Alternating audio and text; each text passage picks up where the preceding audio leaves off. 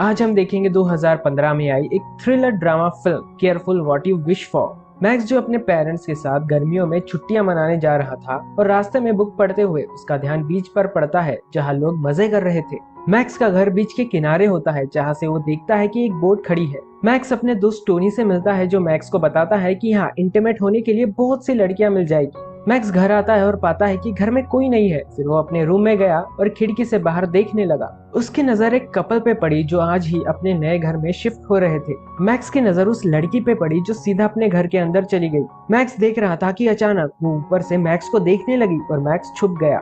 थोड़ी देर बाद मैक्स अपनी साइकिल से बाहर जा रहा था कि तभी उसकी नजर उस लड़की पे पड़ी जिसका नाम करीना है और वो अपने सैंडल से बाल निकाल रही थी। मैक्स अपने दोस्त के पास गया जहां दोनों फिर से लड़कियों की बात करने लगे। फिर दोनों एक गद्दे को पुराने बोट हाउस में लेकर गए। तभी वहां उनको हंसने की आवाज आई। तब मैक्स वहां से बाहर देखने लगा। फिर टोनी मैक्स से कहता है कि गर्मियां बहुत शानदार बीतेगी। वापस लौटते वक्त मैक्स के पापा ने नए पड़ोसी से मिलने बुलाया। करीना का हस्बैंड जिसका नाम सैफ था मैक्स से पूछने लगा कि सुना है तुमने बोट के बारे में काफी जानकारी ले रखी है। सैफ ने मैक्स को अपनी बोट को देखने के लिए बुलाया और मैक्स को अपनी बोट के लिए काम पर रख लिया। अगली सुबह तक मैक्स बोट को देखने के लिए आया। तभी उसकी नजर करीना पे पड़ी जो बिकिनी सूट पहन के बाहर निकल रही थी और नहाने गई। मैक्स करीना को देखता ही रह गया। तभी वहाँ सैफ आ गया और मैक्स से बोट के बारे में पूछने लगा।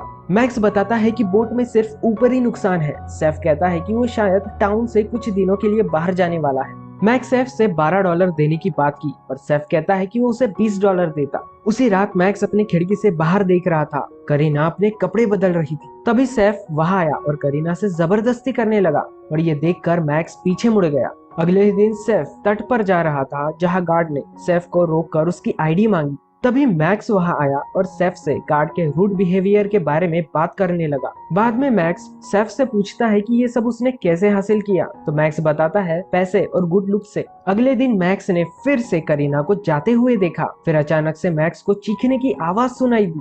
वो देखने के लिए दौड़ा। मैक्स ने करीना को कार के पास खड़ा देखा क्योंकि कार में मकड़ी थी। मैक्स मकड़ी को हटा के कार को ठीक कर रहा था। तभी करीना मैक्स के बहुत पास आ गई थी। फिर मैक्स वहां से चला गया।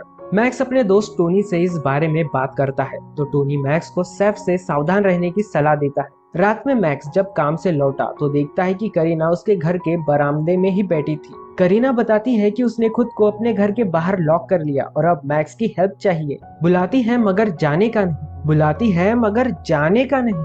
फिर दोनों साथ में सैफ के घर गए और करीना ये बात सैफ को बताने से मना करती है। अचानक बारिश शुरू हो गई और दोनों घर के पीछे चले गए। करीना मैक्स को पत्थर से खिड़की तोड़कर अंदर से दरवाजा खोलने के लिए कहा। मैक्स ने अंदर जाकर दरवाजा खोल दिया।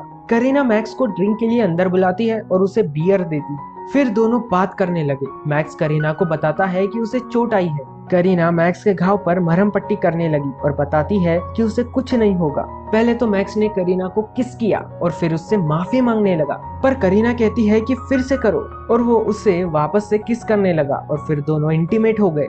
अगले ही दिन टोनी मैक्स को कुछ लड़कियां दिखाता है इंटीमेट होने के लिए, पर मैक्स को हर जगह करीना दिखने लगी थी। एक दिन मैक्स बोट पर काम कर रहा था कि तभी करीना वहां आई और कहने लगी कि सैफ ने उसे भेजा है।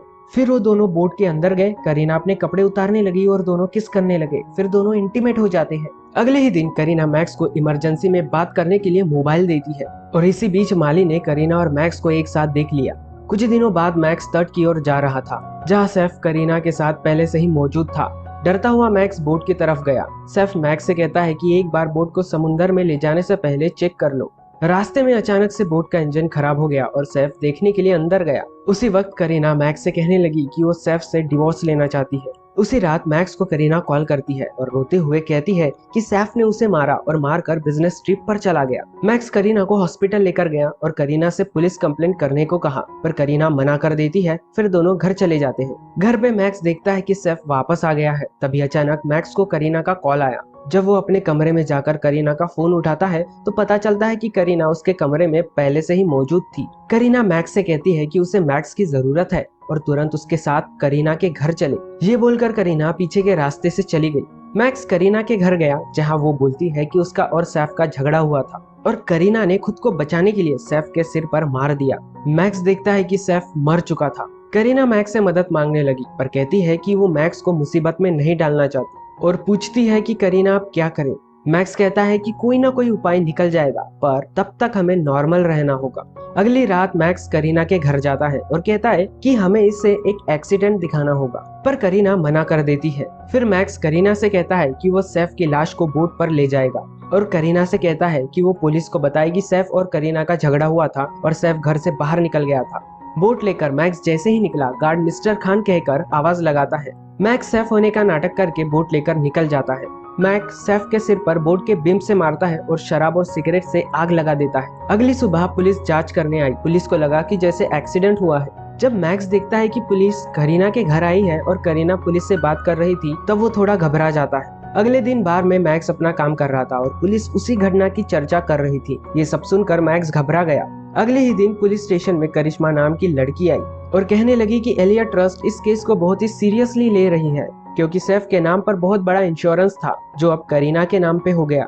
इसलिए वो ये जानना चाहती थी कि कहीं कोई गलत काम तो नहीं हुआ। करिश्मा इस केस को इन्वेस्टिगेट करती है और करीना से पूछती है कि क्या कोई उसका अफेयर चल रहा है। करीना मना करती है और सवालों से परेशान होकर गुस्सा होकर वहाँ से चली जाती। इधर पुलिस तट के पास इन्वेस्टिगेशन करती है। वहाँ का गार्ड कहता है कि शायद एक सस्पेक्ट है। फिर पुलिस मैक्स के पापा से बात करता है। इधर मैक्स गार्ड से सस्पेक्ट के बारे में पूछता है। गार्ड कहता है कि उस रात गार्ड को लगता है कि सैफ को देखा था, पर वो शायद उसका खूनी हो। इधर करिश्मा जांच करने के लिए करीना के घर आई और उसे एक टूटी खिड़की मिली और वहां उसको खून के स्पॉट भी मिले। पुलिस के साथ उसी रात मैक्स के घर आती है और उस रात के बारे में पूछती है जब करीना मैक्स के घर आई थी। करिश्मा मैक्स को पुलिस स्टेशन बुलाती है। ये सब देखकर मैक्स डर जाता है। स्टेशन में मैक्स उनके सवालों का जवाब देता है। फिर करिश्मा मैक्स से करीना और सैफ के रिश्ते के बारे में पूछती है। करिश्मा मैक्स के ऊपर प्रेशर डालने लगी। तभी मैक्स की माँ करिश्मा से कहती है कि वो लोग मैक्स के ऊपर इल्जाम ना लगाए। अगले ही दिन मैक्स को करीना का मैसेज आया कि वो जल्द से जल्द बोट हाउस में आ जाए। बोट हाउस में पहुंचकर मैक्स करीना के दिए हुए फोन को छुपा देता है। करीना मैक्स से कहती है कि उन दोनों को अभी दूर रहना होगा और फिर ये बोलकर वहाँ से चली जाती है। मैक्स जब घर वापस आया तो देखता है कि करिश्मा उसके घर पर है और मैक्स से उसका फिंगरप्रिंट और सलाइवा का सैंपल लेती है। करिश्मा मैक्स को कार में बिठाकर उसको सच सच बताने के लिए फोर्स करती है, पर मैक्स कोई जवाब नहीं देता। मैक्स टोनी को सारी सच्चाई बता देता है और टोनी मैक्स से पूछता है कि क्या किसी ने मैक्स और करीना को साथ में देखा था। तो मैक्स बताता है कि माली ने देखा था। टोनी कहता है कि माली को पुलिस के पास लेकर जाओ। अगले ही दिन करिश्मा माली के मर जाने की रिपोर्ट लेकर आती है और बताती है कि माली की मौत की जगह पर जो खून था वो करीना के यहाँ से मिले गए सैंपल से मैच करता है और साथ ही फिंगरप्रिंट की रिपोर्ट भी मैच कर रही है। मैक्स अपने पेरेंट को सच्चाई बताता है। तभी पुलिस वहाँ पर पहुँच जाती है। तभी मैक्स को टोनी का मैसेज आता है कि माली मर गया और मैक्स से कहता है कि करीना के दिए हुए फोन को ले आओ।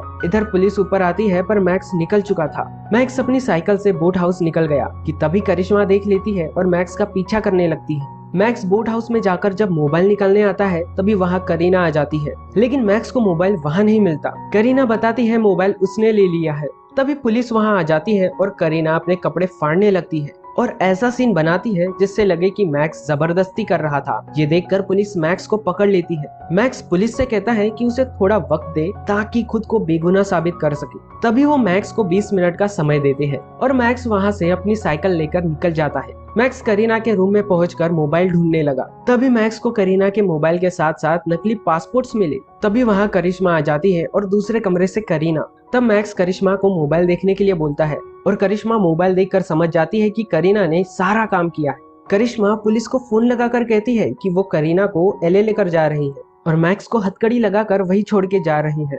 ऐसा कहकर करिश्मा करीना को लेकर निकल जाती है और फोन अपने साथ लेकर जाती है। तभी मैक्स की नजर करीना और करिश्मा के पैर पर बने टैटू पर जाती है। मैक्स फोन को चेक करता है, फिर समझ जाता है कि करिश्मा और करीना मिले हुए हैं। अचानक कार वापस आती है। करीना मोबाइल रखकर फिर निकल जाती है, जिससे मैक्स की सजा माफ हो जाती है। इधर करीना और करिश्मा पैसे लेकर भाग जाते हैं और इसी के साथ ये कहानी समाप्त हो जाती है।